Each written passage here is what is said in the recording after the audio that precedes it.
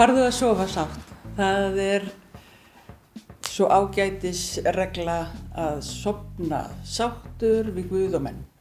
Og ef þú sofnar sáttur við Guðinn og mennina, þú getur ekki breytt því sem Guðirnir gera, en þú getur sæst við alla í kringu þig og mennina sem eru næstir, það eru þeir sem þér þykir vænst og þakkaðu þeim bara fyrir að vera í lífiðinu.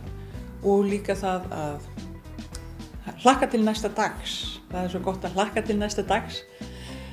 Ef þú átt eitthvað óklárað, þá getur þú hlakka til næsta dags og þá er annan dag sem kemur til þess að klára þetta og bara ef þú sofnar sáttur reiði, þú skilur hann eftir út á gangi, ekki vera reiður í að fara að sofa, það er bara tilgangslaus tilfinning, þannig að skilja hann eftir úti.